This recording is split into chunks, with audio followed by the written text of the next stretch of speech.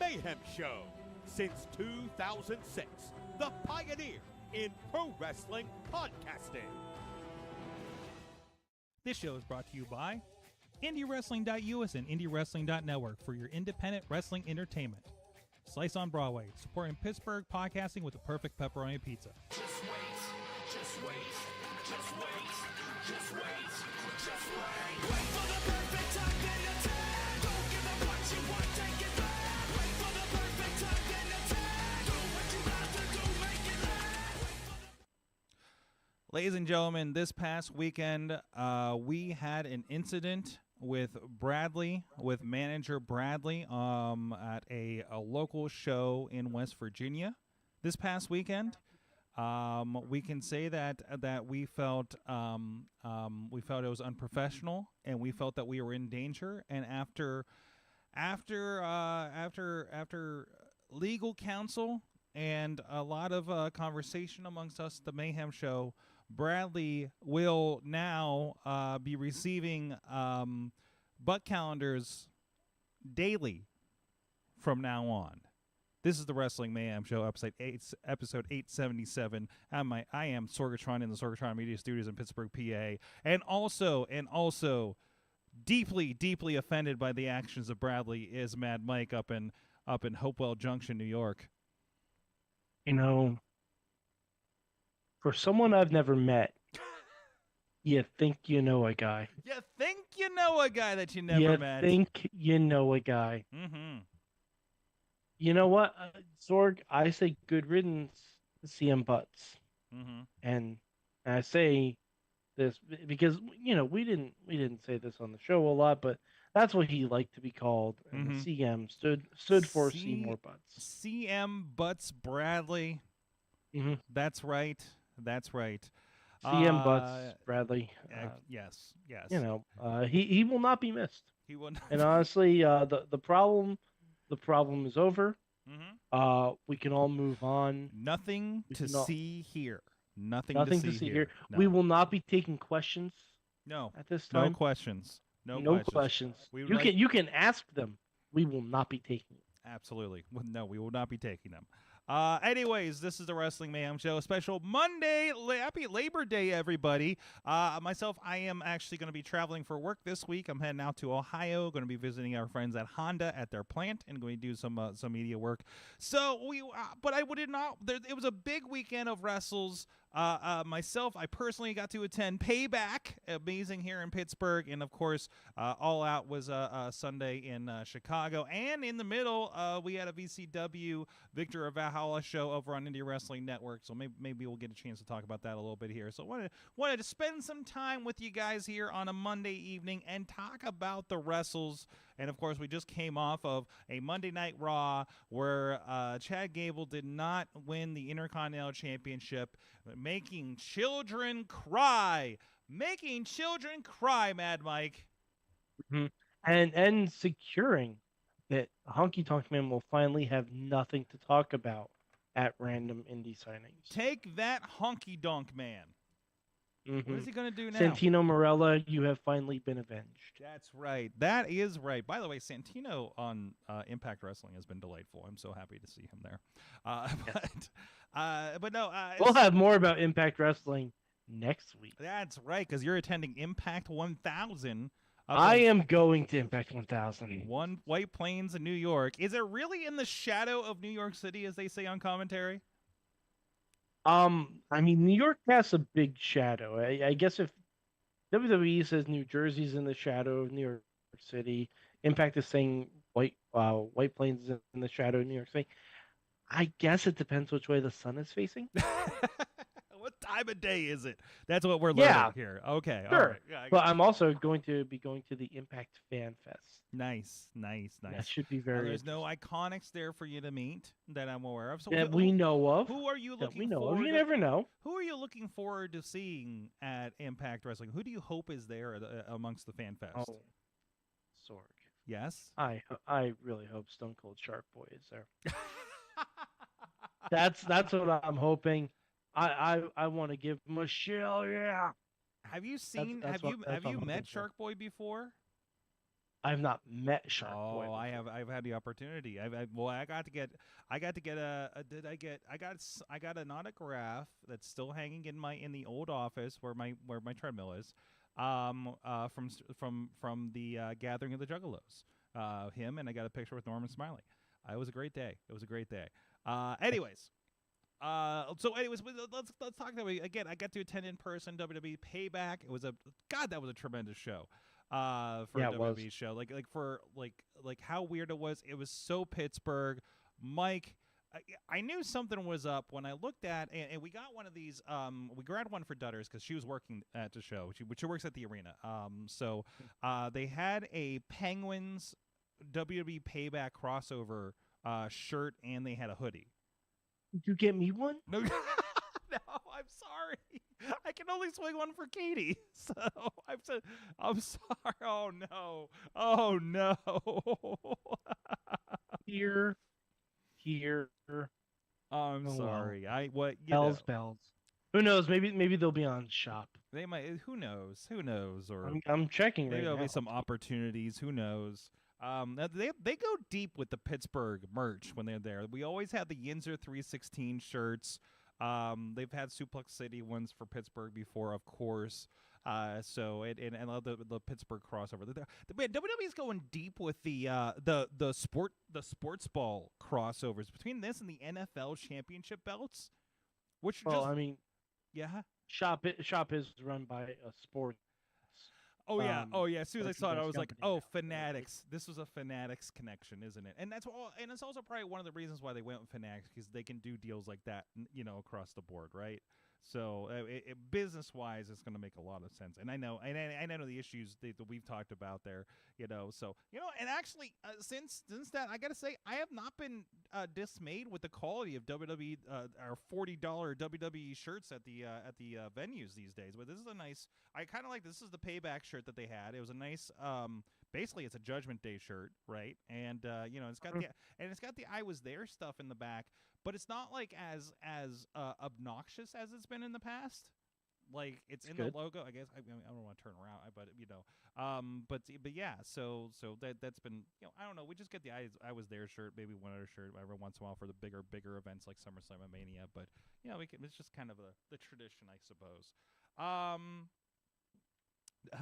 So far, I am not seeing any Pittsburgh centered merch. No, probably not. I will keep looking.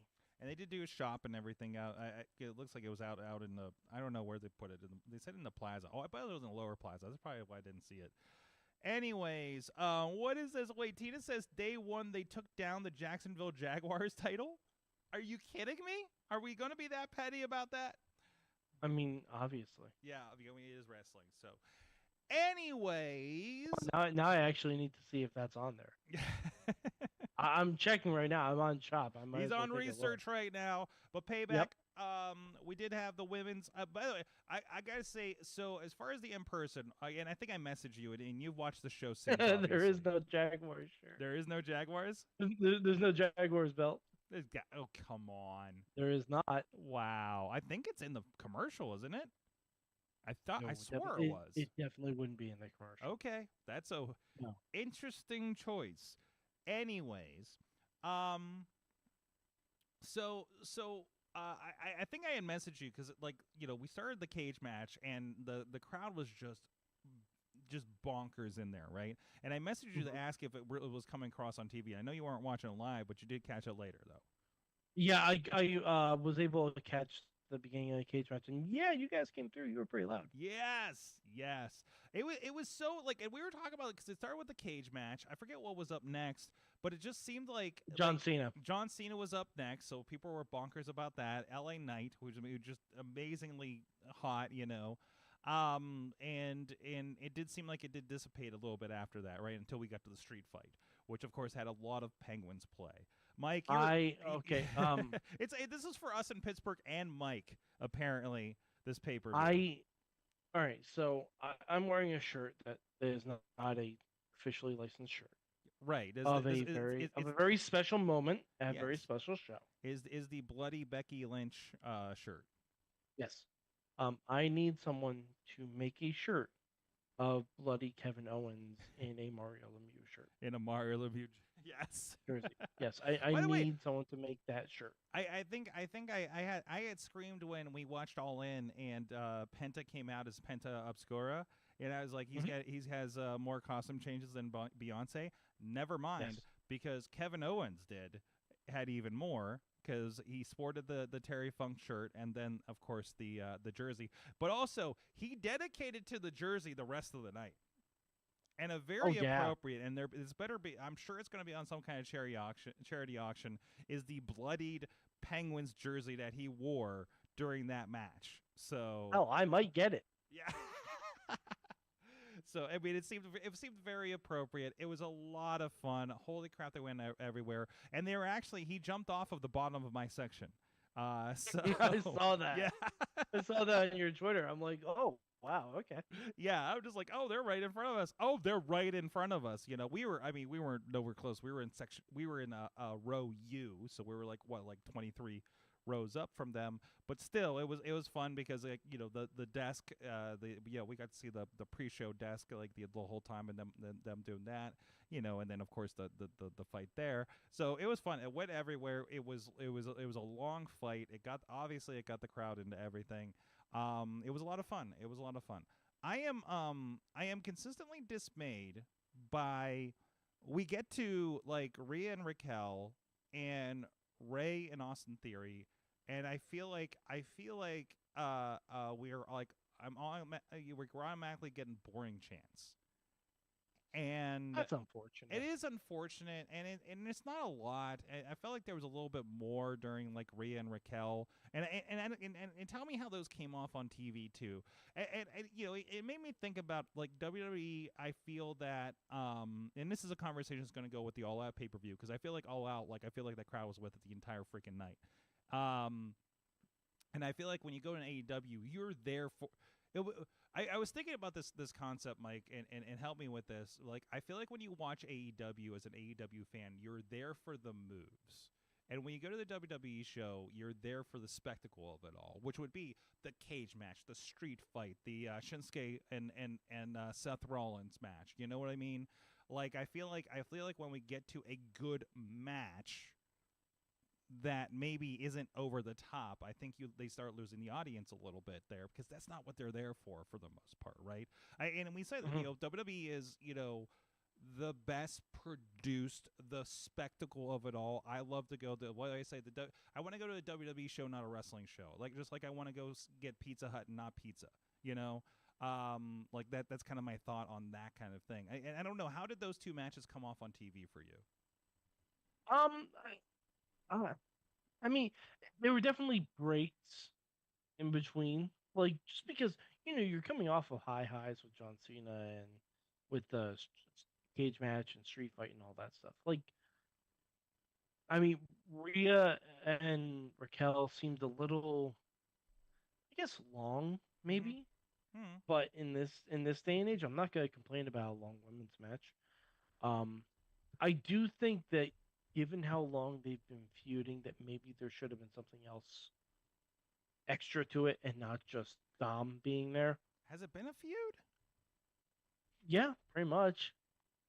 Yeah, remember Rhea was the one that took out Liv and essentially cost them the tag team titles and all that stuff. Oh, okay. But I feel like it's been Yeah, it's so been a whole thing. long. It's been so long. I feel like everybody's forgotten about that at this point, right? I mean, that's why they air the video packages. Yeah. Tina said that their match was almost 18 minutes, which that seems like that they gave them time. They gave them I time. believe that's longer than any women's match on pay-per-view in AEW this year. It could be very possible. So and it didn't. I don't know. I can't say that it felt like 18 minutes, but Well, I mean, given that we had like all the other matches had like some kind of extracurriculars to them. True. It just seemed a little out of place. They But were just there. Those two matches were just there. Yeah. So and also and they were just hot. I think they just did the Jey Uso segment. No, they did street fight, then the championship. I think, and I think maybe the Jey Uso was before the street fight. So there's a lot of like big moments from this show. Like this was a very rockin' show as far as those things go. Yeah. So no, very excited about that. I'm glad to see the Jey Uso thing. I love the dynamic they had on Raw tonight with the it was really good. Hey, you're here, and you might have to answer for some of the stuff that we've been taught that you did since you've been here, kind of thing. Like I love that. I love that there are stakes to the story, right? I gotta say, the Dom bit tonight was one of my favorites. Which part? Dominic just taking Jey Uso aside and just talking to him. The we're both very from good. Broken Family speech. Yeah. I thought it was great. That is like as good as the Christian Cage "How's your father" from the Scrum, right? It is. It's pretty good. We just need. I saw someone tweet during Raw tonight that they want Edge to show up, that they want the Radar Superstar to show up in AEW and hit on everyone's moms, and Christian can talk about their dead fathers at the same time. Oh no! He just really mess people up. Oh no! Yeah, absolutely. Well, become absolute menaces. We'll get more to some of that, but no, that was very good. The women's match, amazing. Holy crap! Trish was like a pretty much retired Hall of Famer for a while there, and came back to have a killer match. The turn with Zoe was so good. Again, had the crowd in the palm of their hand the entire time. Did you see the picture of Trish after the match? Oh, I saw a little bit of it, like a real quick. I get Missy saw it and was commenting, and she's like, "Did you see that?" I'm like, "She's got a big goose egg and everything." Oh, there you go. It's not really. You can see the mark on her forehead. I know it's not. Yeah, I mean that's the real big thing is the mark on her forehead. Like, absolutely, but it's out there. Yeah. It's definitely out there. I'll see if. I think I saw that on pull it her up here. Facebook page or something like that. But They got messed up. It was fun. It was brutal, and not bloody though, right? It wasn't like a crazy bloody No. one. It was it was a cage match. It was a good cage match. It was one of the better ones I think I've seen in a while from WWE, and again moved the needle for a lot of things that they've been trying to do with Zoe. Weren't you just saying about Zoe being a Shayna Baszler type last week? I mean, isn't that interesting? It kind of seems like Shayna Baszler is the better version of Ronda Rousey, and now Zoe Stark might become the better version of Shayna Baszler. Oh no. Well, no, I'm serious. Like I think that the dab after tonight's match, I think that's the start of something more that we're going to see. I love the line, "You gave me more than Ronda ever did." Mm-hmm. Yeah, that's fantastic. That's great. Good stuff. I've always said this. Shayna is what WWE always wanted Ronda Rousey to be. Mm-hmm. Shayna's fantastic. Absolutely fantastic, and always has been. Mm-hmm. Even back to NXT days. Love it. Judgment Day, loving Judgment Day with all the gold. They can play with this. If we don't end up with Judgment Day Survivor Series team, I don't know what we're doing here. But also you have to be excited about Rhea Ripley just straight up decking guys at this point. We're not like she just full on. Kevin Owens was on the shelf because of Rhea Ripley tonight. Right. Keep that in mind. That spear through the barricade, like looked brutal, and that was before Rhea's match. Yeah, I'm just like, what? Like we're not doing this and they didn't really play up an injury. I think for the most part, did they during that match? I didn't. No, it wasn't noticeable in person, and I didn't know if audience would have put it over. But that's great. So the other thing is, I do need to go back and watch the street fight because I'm sure there is plenty of Pittsburgh references by Corey Graves. Absolutely. So I definitely need to go back and do that. Honestly, just go back and watch it again because it was a hell of a match. Absolutely. It was pure Attitude Era nonsense, and I loved it. Yes, absolutely. It was like if you took the best of the Attitude Era and just compiled it into one match. Mm-hmm. It was fantastic. Like the Judgment Day gathering and like talking strategy, and then Kevin and Sammy emerge from the penalty boxes. Mm-hmm. Perfect. Mm-hmm. Absolutely perfect. It was the camera angle, everything, like them slamming the sticks together. Like I'm sure they both hated wearing Penn's gear, being from Montreal. But it was but fine. that was fun. At least it was hockey, and it was like, hey, we're in the peg. Like it was like, hey, we're the good guys. We kind of got to be with the. I'm telling you that image of Kevin Owens bloody in the Mario jersey, that stuck with me. Even my buddy texted me. One of my buddies texted me. He's like, "Did this just become your greatest match of all time?" And I'm like, "It's pretty close. Pretty up there. It's pretty up there. I gotta see if Chachi watched that one because I'm sure he's gonna appreciate that match. Tina's saying props to Rhea for the China tribute gear. And Britt was giving Finn issues for stamping on the terrible towel. Yep, and right in front of the Pittsburgh Steelers in the corner there too. Nice touch. I didn't know. Because I don't think they showed the crowd. I didn't know that the Great Muta was in the crowd. Oh yeah. What the hell? Oh, yeah. I saw that on Twitter after. I'm like, I'm in the same building as the Great Muta. What? He's a Hall of Famer, Sorg. Yes. Fantastic. He's a Hall of Famer. They just get carte blanche to show up now. Absolutely. I'm just like Great Mutas in Pittsburgh, whatever. Main event. Man, this is the most New Japan-y angle I've ever seen in WWE. And I love it. Love it. It's almost like they just saw promos that Shinsuke did in New Japan. Like, wait, why aren't we doing more of that? Well, again, what do I keep saying? With Triple H, on creative, there is that, hey, remember the reason we signed you? Let's do that.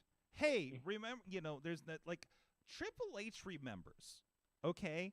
Triple H... See the new Pepperidge Farm? Yes, Triple H remembers. Hey, Shinsuke Nakamura used to beat people within an inch of their lives. Are you peeling Triple a tomato? H remembers. Are you peeling a tomato or potato? No, you peeling a tomato. Pertaining to Whittle Wood. I was pertaining to Whittle Wood. I was doing space work. Oh, okay, space work. Okay. Because it's like the Family Guy bit where it's like Pepperidge Farm remembers, and he's whittling wood while rocking a rocking chair. Right. The animation, like listen. My wife has been exposed to so much wrestling. She produced a wild show in West Virginia yesterday. And if we're sitting at a wrestling show and it piques her up, and a lot of this show did, right? Like this is one, like, WrestleMania, like, oh man, I'm so bored of the Charlotte match, that kind of stuff. Right? She's a really good temperature of what's going on here, right? And they hit those animated introductions to, like, with the Shinsuke story pre-intro. She perked right up. Those were astonishing. And the best thing, I think, I feel like the last time they did something like that was, what didn't they do that for the Stardust and Steve Amell matches? Yeah, they did a little animated situation like that. Like that was fantastic. Props to whoever came up with that. That they're leaning into that. They crossed it into the edit for the match when they were looking back at the pay-per-view tonight on Raw. It adds such another level to everything. I love it. I love it, love it, love it. It I'm gives here for Shinsuke it. the menace It does. that he didn't have before. Oh my gosh. That and the post-show, the post interview that they used tonight, like it is just added so much. I am here for this. They're obviously going to have a rematch. If this is a trilogy, I'm here for it. Let's see where this goes from here. Absolutely. You have my Yeah. attention. Seth is going wild. We got to get Ricochet. We got the great Ricochet and Nakamura match tonight.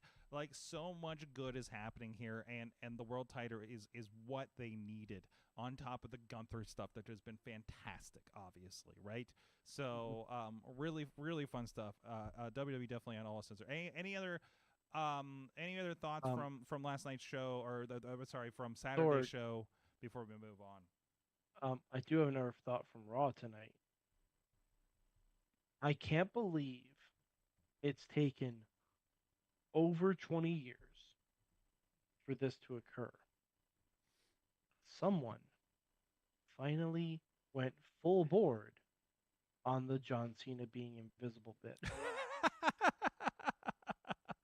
And then they did the whole motions. They did Sorg. All right, not only did they do the whole camera motion for the entrance, like the zoom in when John Cena talks to the cameraman, the one side, the other side, the follow as he slides under the bottom rope, the whole nine.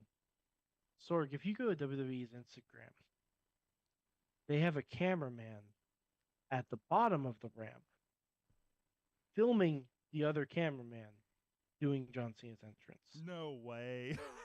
I swear to God, they do it, and it's the greatest thing of all time. Oh, I Like, love it. I was freaking out about, and a friend of the show, Tatiana, was also freaking out about it on Twitter.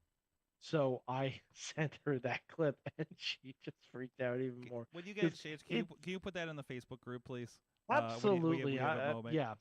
Oh, that's so good. Oh my God, I it's love so that, great. Like there is like a fandom that happens there. I love when they when the production people get to play, right? Especially something for like that, like they mentioned Stu. I think Stu is like the camera guy that does that motion or something, right? Yeah, Like, Stu is the guy that John Cena talks to. Yes, exactly. Because I've heard him. I remember calling him out by name before. So fantastic, good stuff there. All right, guys. Hey, there's a lot of action that happened this past weekend. Of course, our friends at VCW Victory of Valhalla, including Mike, get this, a 5-team VCW Tag Team Championship ladder match to crown the first ever tag team champions. And who got those? Of course, we've had him. He got his first singles belt here, and it was on the show about a month ago. Christian Noir and his partner Malaki Gage winning the first ever VCW Tag Team Championship as part of the Origin. So now they have the belts. Our friend Remy LeVay has a heavyweight championship belt with VCW. So we'll see what happens. Mad Dog Myers, where you at? Where's your gold? There's no more belts, but we'll see what happens there down there in West Virginia. A lot of fun, big show, and of course, big show coming up for them. The next show they're going to have here, I think it's going to be in October, if I'm not mistaken, is actually going to have, get this, Mike, Ricardo Rodriguez will be joining us. Friend of the show. Wait, when did we talk to Ricardo? He was the guy who was the announcer for Del Rio, right? Yeah. We talked to him. I don't remember. Years ago. I don't remember talking to him. Years ago. Was that a you thing? No, LB asked him what sandwich would he be? No, I think you're thinking. Oh no, wait! I'm thinking of Armando. Yeah. You're thinking of the guy with whom. My bad. I got my my managers conflated. It's late. It's late on a Monday.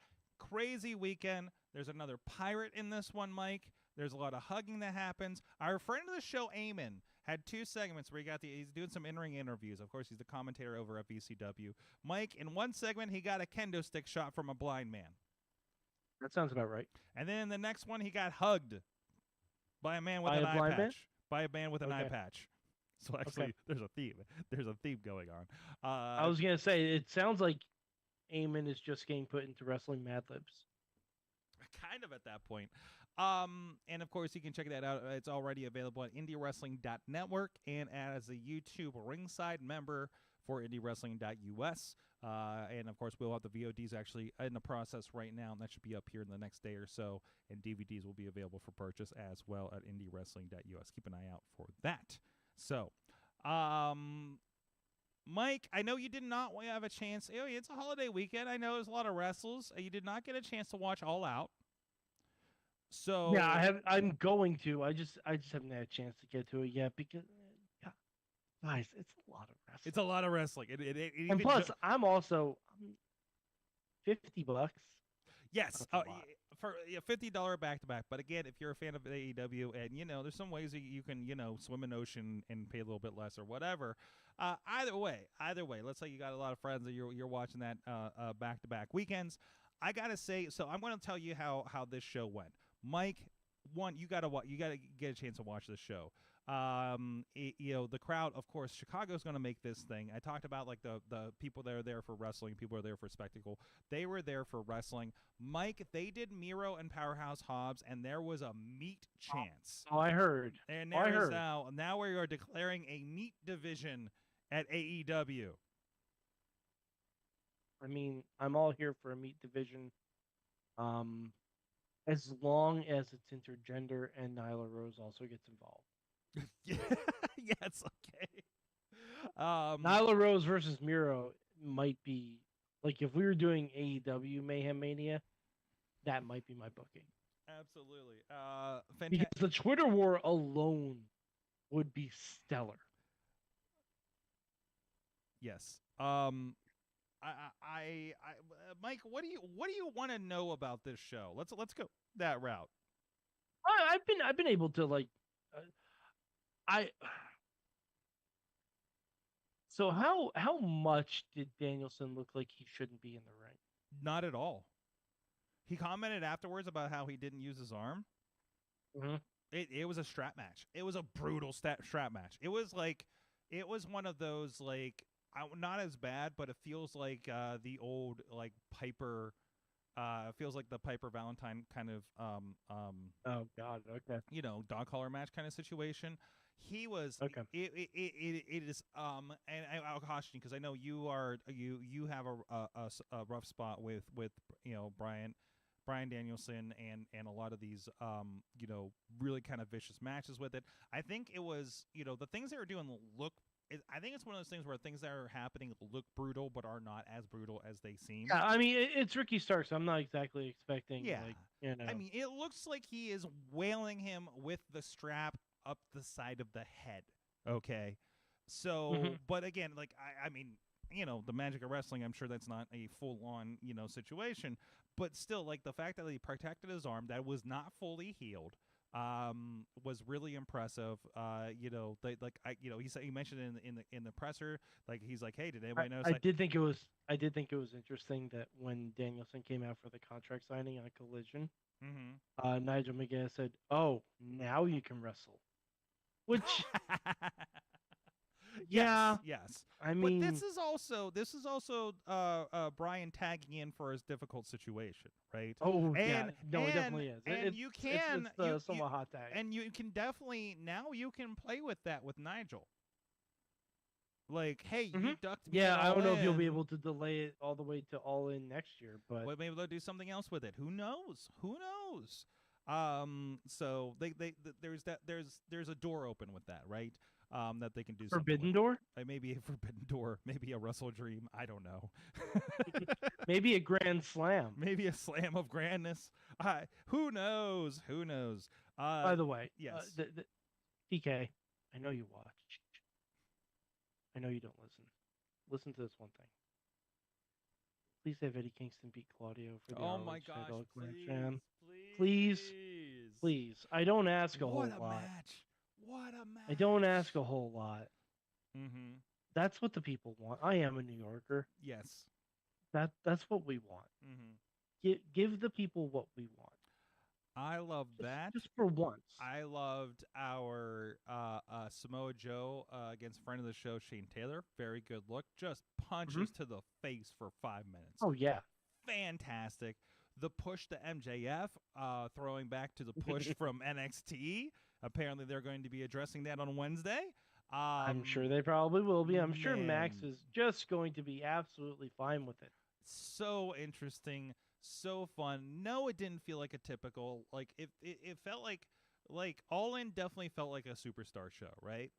And this felt like the wrestle show. You know, it was not that there didn't feel like a wrestling show at All In, but still like for whatever happened this week, this was the proof of like, we're going to make you fucking forget about this guy. We're going to make you forget that Jack Perry's not here, okay? And we're going to put on the best damn wrestling show, and everybody brought it, okay? And you know what? You know what I didn't think once during that show? Where's Jack Perry? Okay? Where's Jack Perry and how's his father? I don't know, and I didn't care for an entire evening watching this show. Okay, I even watched Zero Hour. And does Jack Perry share a bank account with his mother? Yes, exactly. Yeah, never thought that once. No, never thought that once during this show. While Powerhouse Hobbs and Miro were just slapping meat, somewhere Big E is smiling because he got Joe and Shane Taylor and Hobbs and Miro. My God, that is a happy man somewhere watching this show, right? So. CJ Perry. I want a big meaty man battle royal. Big meaty man battle royal. TK loves his battle royals. He does. If we on Dynamite have a big meaty man battle royal and the winner faces John Moxley, I'd be all for it. Even the winner faces give me your Miro, Mm-hmm. give me your Miros, give me your Shane Taylors, give me your Samoa Joes, give me both guys from Bear Country or whatever their fucking new name is. Mm-hmm. Give me Brody King. Mm-hmm. Just give me everyone who tilts the scales at 300 pounds. Yes. Or who is above, or basically whose height can't be taught. Well, okay, just put every one of those guys in the ring at the same time. There was a promotion we worked with a few years ago, and every year they had this tournament, and it would be a different theme for the tournament every year. And the first year I worked with them, it was a meat tournament, basically, right? It was like Beast Man, and I don't think Brohemoth was part of it yet, but it was all just big dudes like that, right? Like Billy Ruxpin was a part of it. That was it. It was just I think you had to be over 300 pounds to be part of the tournament. Like, let's just do that, right? Yeah, I mean, we might as well. Like, honestly, big meaty men slapping meat it's something that can't be contained. Mm-hmm. You can't contain. And we still need a female version of it. Yes. I know we posed this question to Emily in the Facebook group, and she said it's unisex, so I guess we can do that, but, Can we do that? I don't know.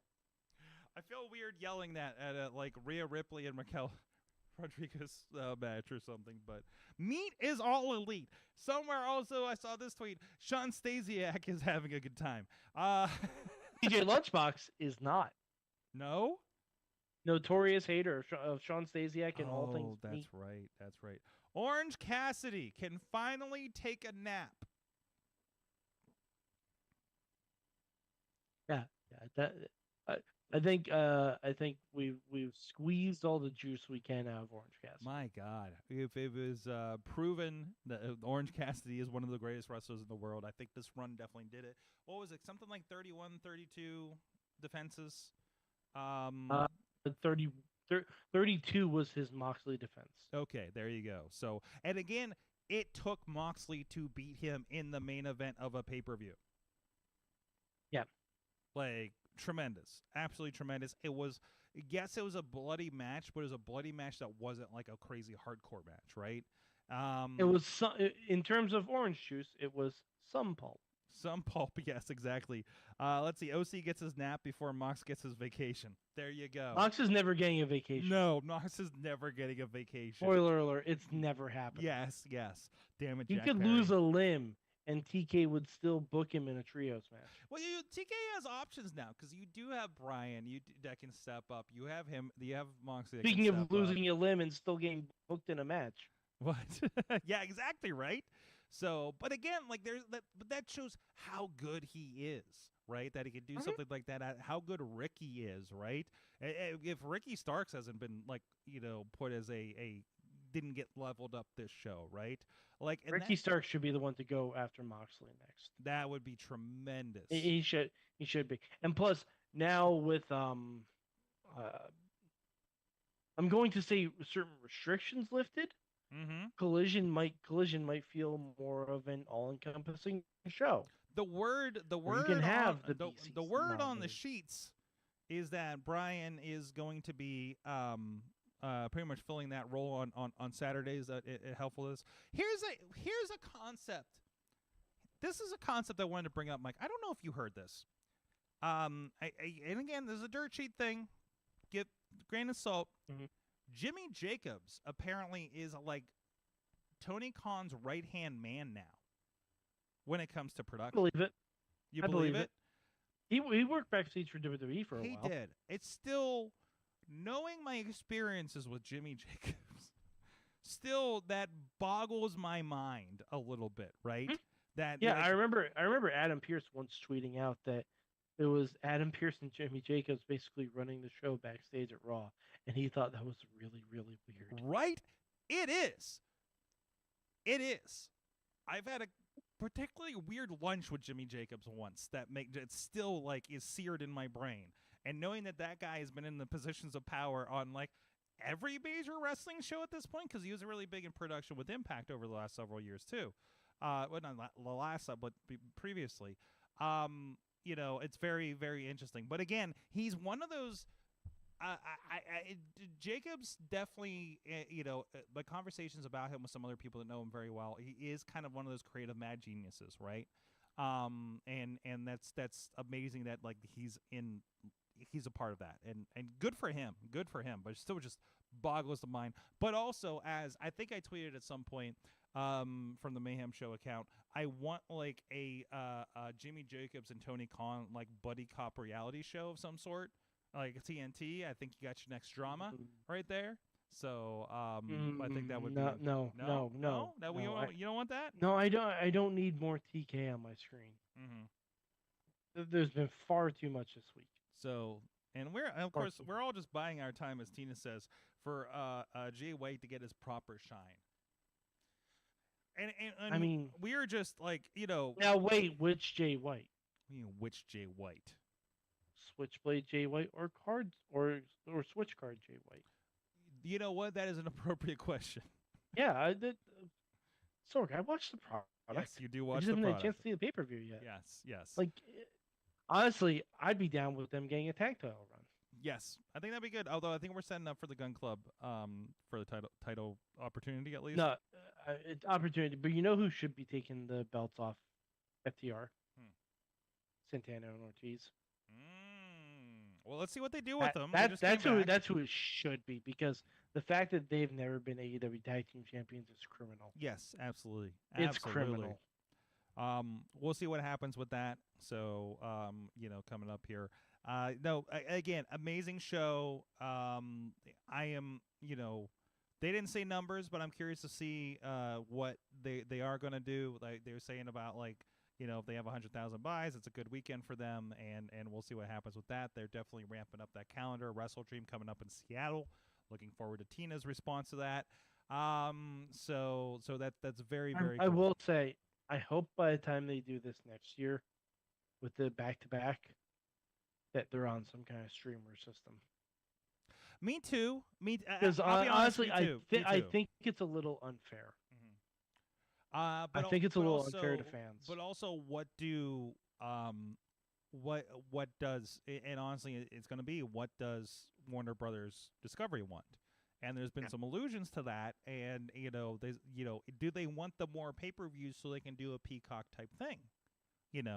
Because they got to be looking. They got to be. Well, what is the? I mean, between ROH and AEW, you have a lot of pay-per-views. You do at this point. Absolutely. I'm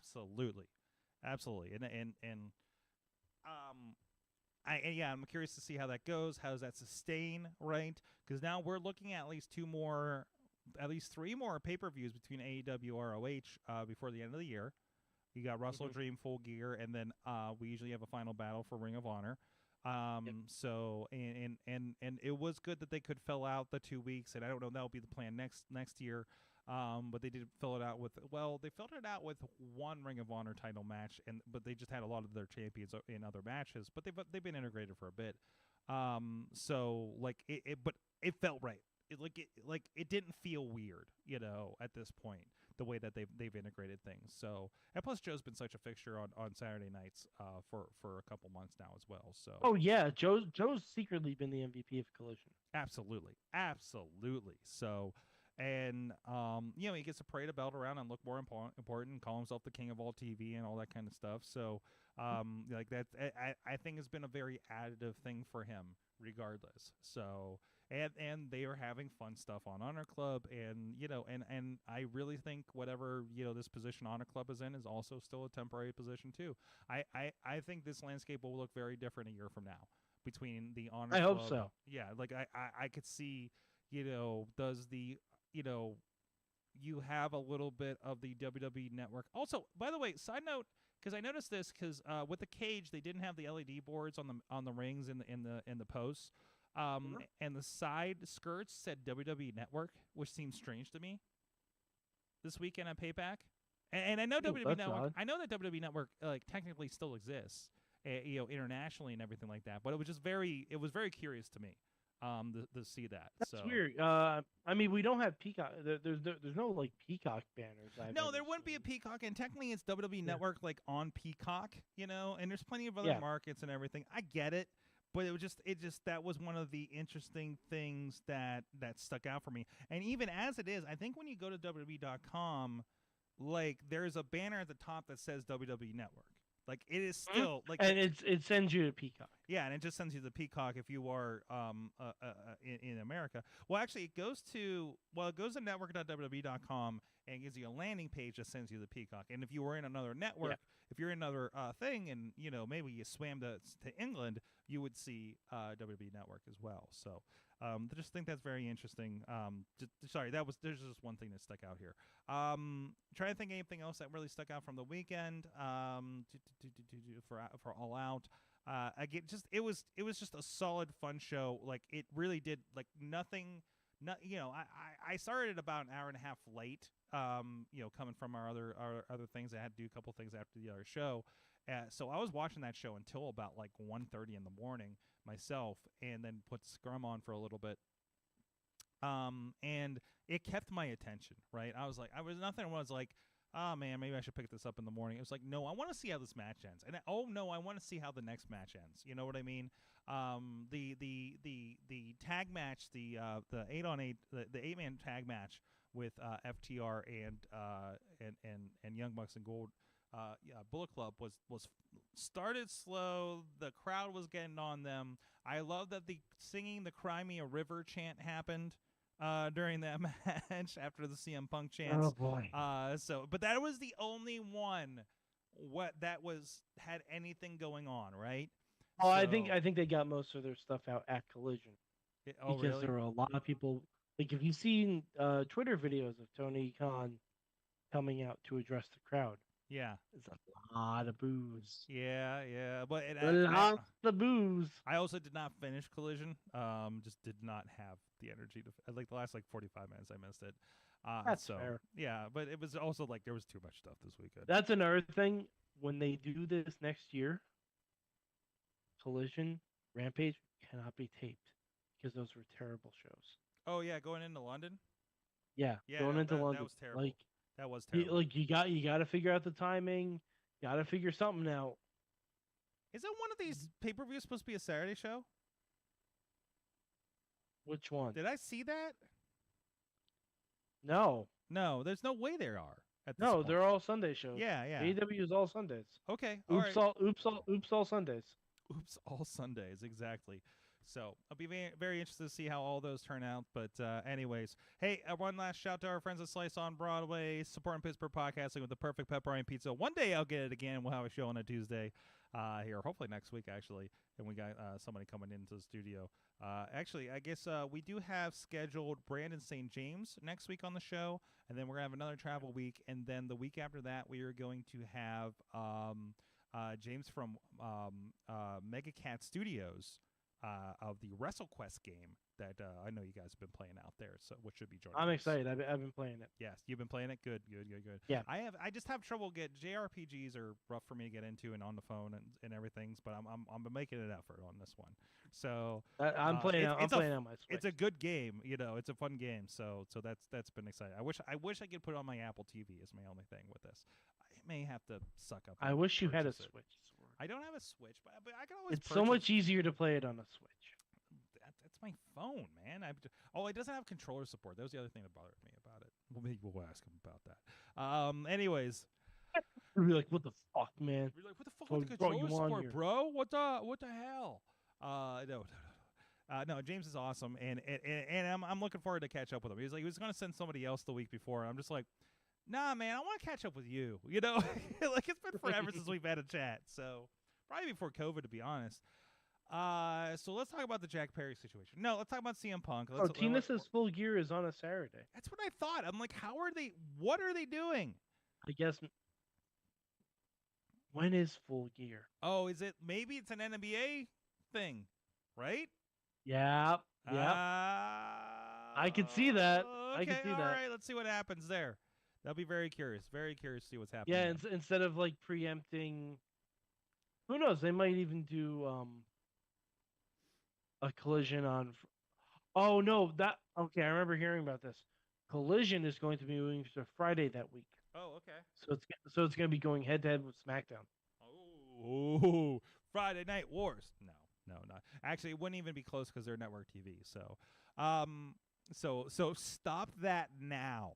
Okay, yeah, guys. Stop that now. Stop that now. The tribalism chief is dead. We don't need to keep this going forward. Acknowledge me. We did address CM Punk was for the first time directly. Is that the go home show to Survivor Series? No, it can't be. There's no way. No, because Survivor Series is in Chicago Thanksgiving weekend. So yeah, okay, it's the week after. So SmackDown, that's it. So CM Punk officially terminated with cause. They had their investigation, which was mostly we need to talk to our lawyers and see what we can legally do and not get ourselves screwed here, right? How bad did this have to be happening right in front of Tony Khan to finally pull the trigger on this kind of thing, right? So I wouldn't be surprised if when the Elite re-signed, if part of their conditional contracts was like, listen, that motherfucker gets one more chance. Yeah. Like, wouldn't shock me if that was part of it. And this is pure speculation at this point. Because you also have to remember, Kenny and the Bucks are vice presidents. Yes. They're EVPs. They have a power in the company. Mm-hmm. So that I would imagine that had to be part of the deal.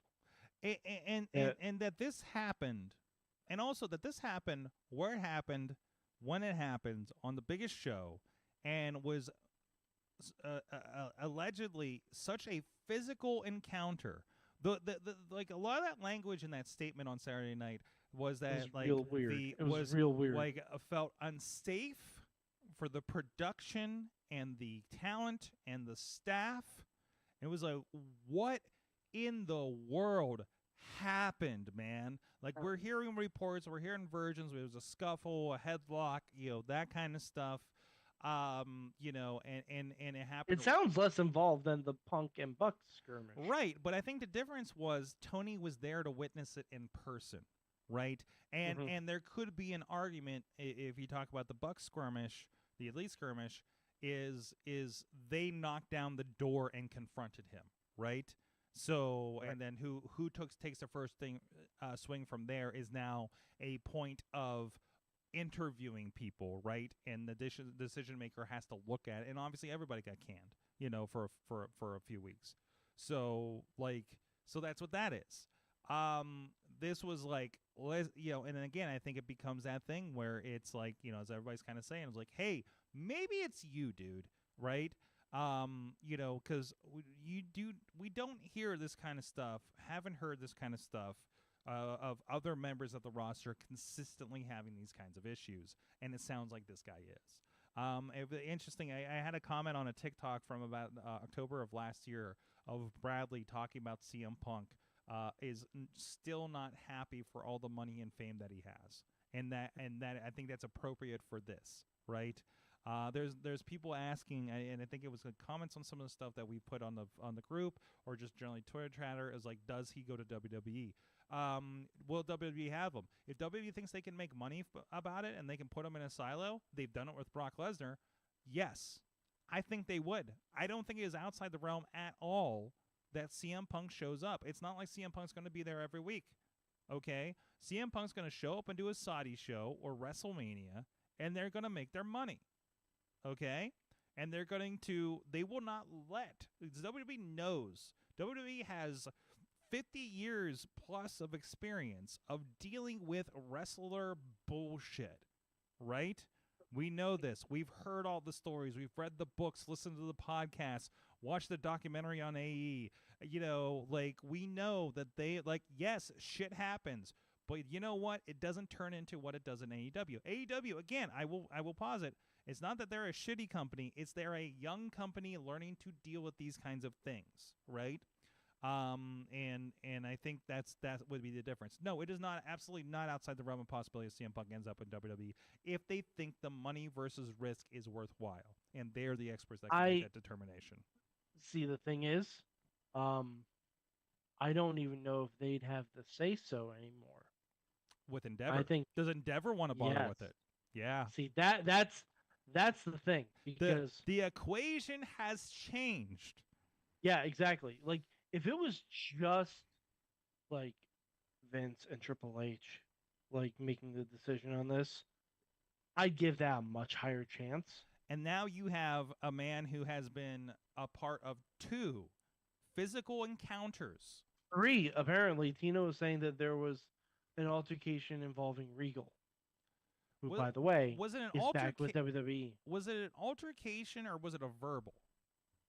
Doesn't matter. Okay. It's altercation with Regal, who is now back with WWE. Mm-hmm. So, I mean, granted, I even if it was just WWE, I put it at a small chance. Okay. I put it at a small chance just because I don't think they want the hassle. Yep. I don't think they want, because Brock draws. Yeah.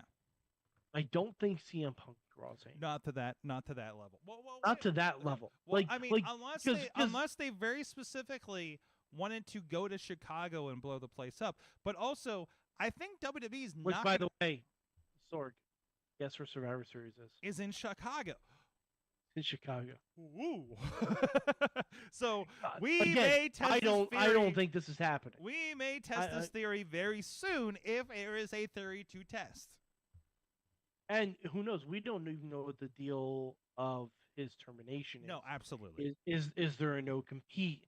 Is there anything like that would come up? Anything like these works? Because if it's a 60-day or a 90-day no compete, well, that throws Survivor Series out the window. Absolutely. Hell, that throws the Rumble out the window. Yeah. Or close to it. Yeah, but not a 90, but if you had like not a 90, but I truly don't think they'd want the hassle. And especially with Endeavor being involved. If you Google CM Punk right now, it's going to be got into backstage altercation with Jack Perry, got into backstage altercation with the Young Bucks. I don't think they want that hassle, because that's inviting chaos into your locker room, and not even chaos that makes you good money. For what you would have to pay CM Punk to probably come back to WWE, that juice is not worth the squeeze. Now, if Collision ratings had stayed where they're at when they had their debut episode, if they had stayed fairly regular at that point and showed that okay, he's a consistent draw, but instead Collision ratings just plateaued, just went down and plateaued with him. to yeah, with him on it, like with him being not only on the show, but the focal piece of the show. Like that was CM Punk's show. It just was. Like you can say other people had a part in it. Sure. That was CM Punk's show.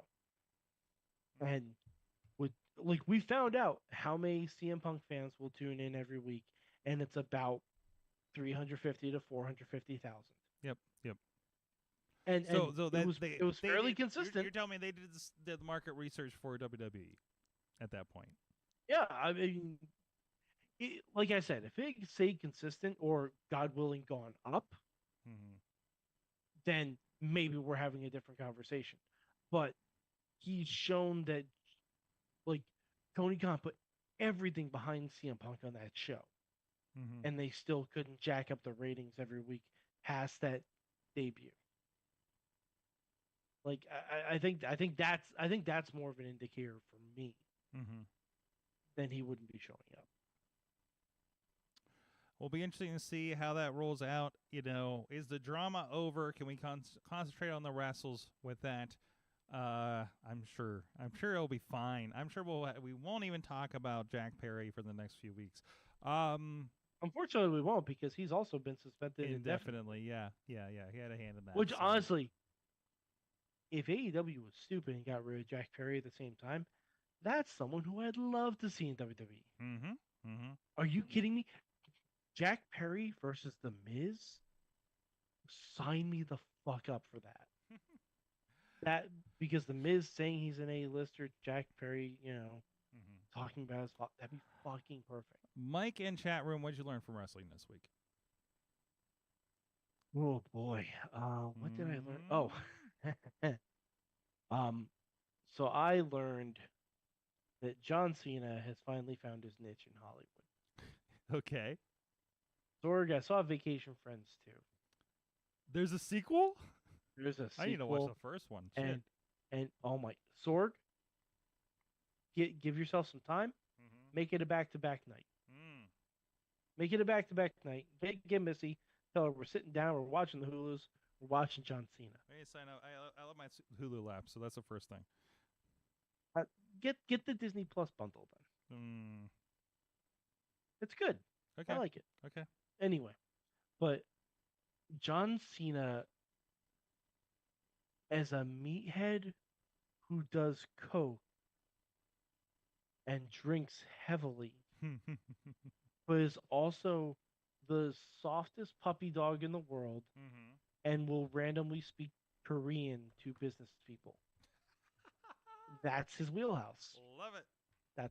That's his wheelhouse. That's his niche. That's his typecasting.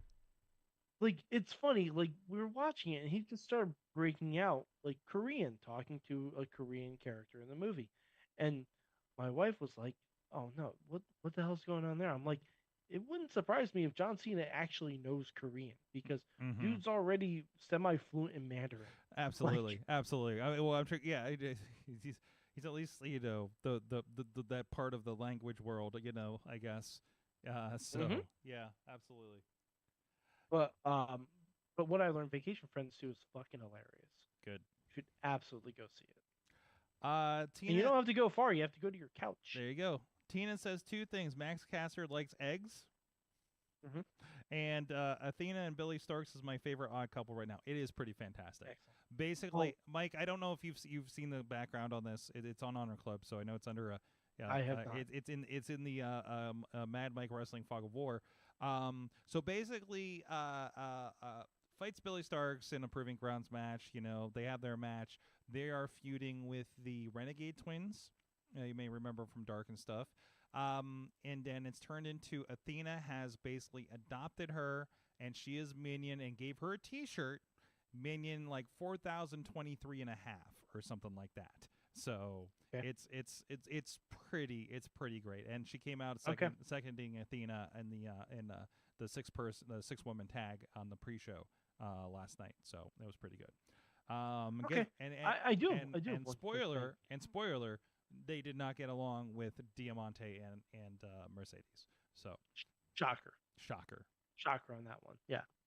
We should be giving Billy Starks the promotion that we're giving Nick Wayne. Just throwing it out there. Similar stories. We'll see what happens there. Yeah, Similar stories. Yeah. I felt like we're heading towards a dark Nick Wayne on this one, but you know. Tina says on the eggs thing, join the Discord to understand the first thing. I don't know if you got to watch that video. I did not. Somebody got a special video from Max Caster. Oh boy, that's it's over on the Discord. It's okay under the AEW feed. Sorg, I did learn one other thing from wrestling. So I got my new couch this weekend, and it has speakers in the armrests. Okay. And a subwoofer in the couch. And let me tell you, I turned on Collision. And Kevin Kelly. No, Daniel Bryan's music, or excuse me, Bryan Danielson's music, reverberating through my body, just slaps. Nice. It was fantastic. Then you don't need to watch the pay-per-view and see how Final Countdown goes. Yeah, I mean maybe. Yeah. Final Countdown is apparently his pay-per-view music now. Yeah, not a bad idea. Anyways, geez, what did I learn? I learned when you're in a ladder match, use the damn ladder. Watch Saturday Night Special. Throw the ladder out of the ring and try to use each other to climb to get the belt.